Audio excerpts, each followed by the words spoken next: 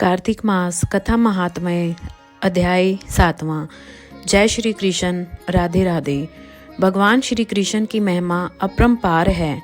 वह किसी न किसी रूप में अपने भक्तों को दर्शन जरूर देते हैं।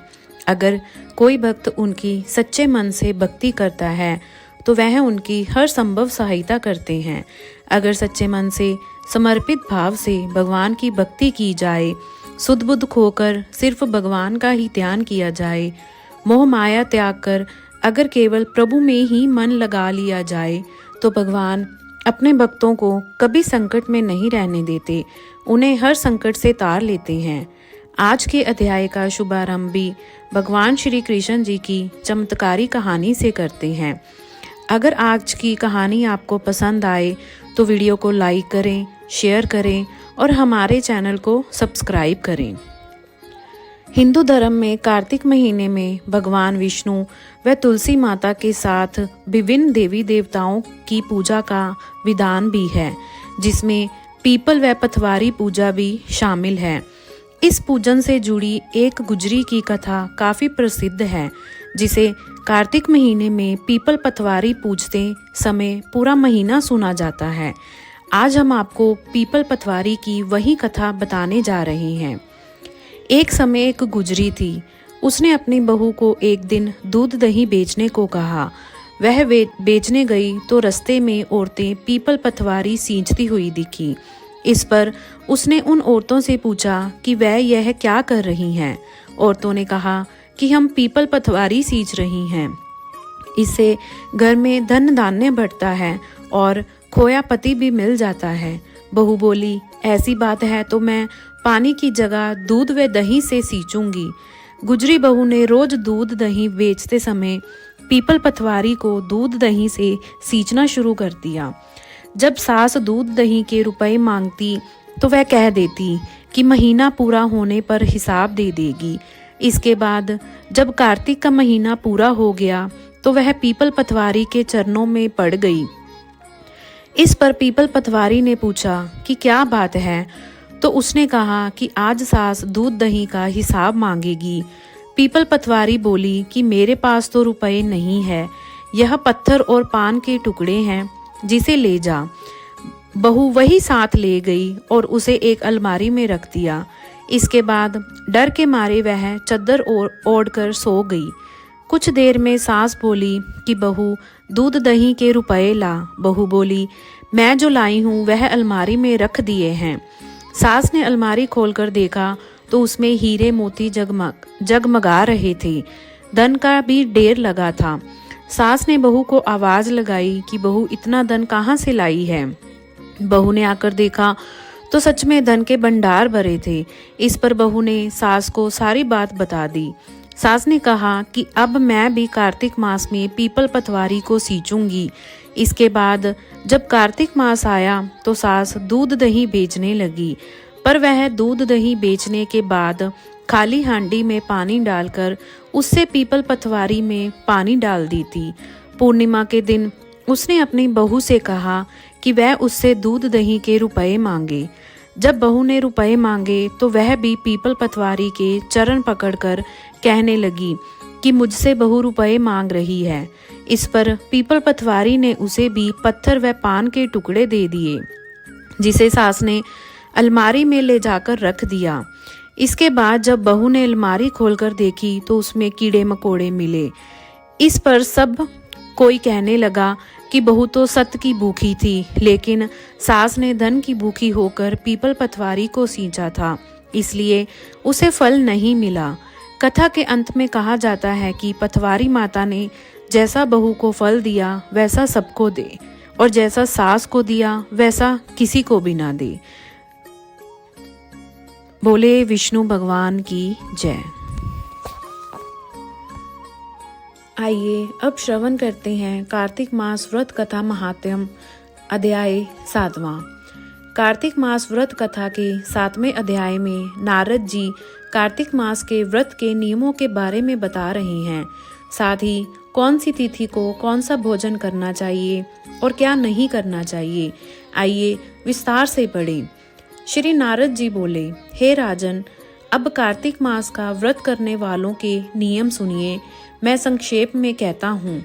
जो व्यक्ति कार्तिक मास का व्रत करता है वह सब तरह के आमिष, उर्द, मधु, राई, खटाई तथा मदकारी वस्तुओं का भक्षण ना करे। वह व्रत करने वाला दूसरे का अन्न ना ग्रहण करे, किसी से विद्वेष ना करे तथा तीर्थ के अतिरिक्त विदेश ना जाए। देवता, वेद, ब्राह्मण, गुरु, गऊ, व्रती, नारी, राजा तथा गुरुजनों की निंदा ना करे। कार्तिक मास का व्रत करने वाला दाल, तिल, तेल, पकवान, क्रय किया हुआ पका हुआ भोजन ना ग्रहण करे। निंद भावना कुवाच्य का त्याग करें। किसी भी जीव का मांस, चूना, जंबीरी, नींबू, मसूर, बासी तथा जूठे अन्न का परित्याग करें। बकरी, गाय तथा भैंस के दूध के अतिरिक्त किसी अन्य पशु का दूध आमिष समझे। ब्राह्मण द्वारा किए गए सभी रस, गुड़ आदि, सांबर, नमक आदि का परित्याग करें। तांबे के पात्र में रखा हुआ पंचगव्य, अत्यंत लघु, गड्ढे का पानी केवल अपने लिए ही पकवान आमिष कहा जाता है।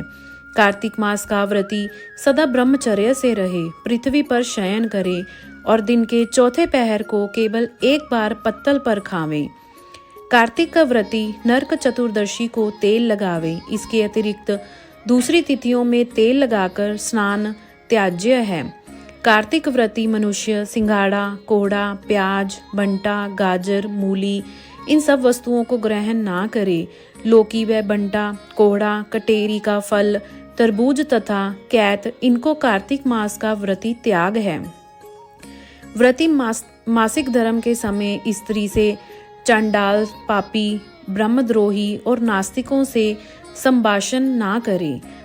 उपयुक्त मनुष्यों, कुत्तों तथा कौओं द्वारा दुष्ट पका भोजन, सूतक के समय का पका भोजन, 2 बार पकाया हुआ जला अन्न ना खाएं।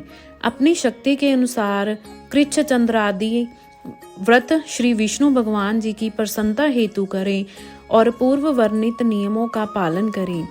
कार्तिक व्रत करने वाला प्राणी प्रतिपदा को कुम्हाड़ा, द्वितीया को कटहल, तृतीया को तरुणी स्त्री, चतुर्थी को मूली, पंचमी को बेल, षष्ठी को तरबूज, सप्तमी को आंवला, अष्टमी को नारियल, दशमी को लौकी, एकादशी को परवल, द्वादशी को बेर, त्रयोदशी को बंटा, चतुर्दशी को गाजर तथा पूर्णिमा को शाक ये वस्तुएं तथोयुक्त तिथियों में ना खाएं और रविवार को आंवला का भक्षण ना करें। व्रती इन शाकों में से या और वर्जित शाकों में से कोई शाक खाना चाहे तो ब्राह्मण को देकर खावें। यही विधान माघ मास के व्रत के लिए भी है। देवोत्थापनी एकादशी में पूर्वोक्त विधान अनुसार नृत्य, जागरण, गायन वादन आदि करें। इस प्रकार विधिवत व्रत करने वाले व्रती को देखकर यम के दूत जैसे सिंह की गर्जना से हाथी भाग जाते हैं, उसी तरह वहां से भाग जाते हैं। यह कार्तिक व्रत सब व्रतों में श्रेष्ठ है। इसके अतिरिक्त जितने व्रत यज्ञादि हैं वे शत संख्या होकर भी इसकी तुलना नहीं कर सकते, क्योंकि यज्ञादि करने वाला प्राणी केवल स्वर्ग में ही निवास करते हैं, किंतु कार्तिक व्रती उससे श्रेष्ठ वैकुंठ लोक में जाते हैं। इस जगत में भुक्ति मुक्ति दाता जितने भी पुण्य क्षेत्र हैं वे सब कार्तिक व्रती के शरीर में निवास करते हैं। खराब सपने, मनसा, वाचा और कर्मना किसी प्रकार का भी पाप हो वह सब कार्तिक व्रत करने वाले प्राणी को देखते ही नष्ट हो जाते हैं। जिस प्रकार राजा की रक्षा उनके सेवक अंगरक्षक लोग करते हैं, उसी भांति कार्तिक व्रत करने वाले की रक्षा विष्णु भगवान की आज्ञा से इंद्रादि देवता करते हैं। विष्णु भगवान का व्रत कार्तिक व्रत करने वाला मनुष्य जहाँ कहीं भी वर्तमान रहता है वह पूजित होता है। वहां पर ग्रह, भूत और पिशाच आदि कोई भी नहीं रहने पाते। विधि विधान सहित कार्तिक व्रत करने वाले मनुष्य के पुण्य का वर्णन 4 मुख वाले ब्रह्मा जी भी कहने में असमर्थ हैं। यह विष्णु व्रत संपूर्ण पापों का नाश करने वाला, पुत्र पौत्र धन तथा धान्य को उन्नत करने वाला है। यह कार्तिक व्रत जो मनुष्य करता है उसको तीर्थ में जाने, तीर्थ की सेवा करने से क्या उद्देश्य, उनको सब पुण्य फल कार्तिक व्रत से ही प्राप्त हो जाता है। बोलिए श्री विष्णु भगवान की जय। तो इस प्रकार कार्तिक मास महात्म कथा का 7वां अध्याय यही संपन्न हुआ। अगली वीडियो में हम श्रवण करेंगे कार्तिक मास महात्म का 8वां अध्याय। तो आपसे निवेदन है कि अगर अभी तक आपने चैनल को लाइक और सब्सक्राइब नहीं किया तो अवश्य करें और आपका सहयोग ऐसे ही बनाए।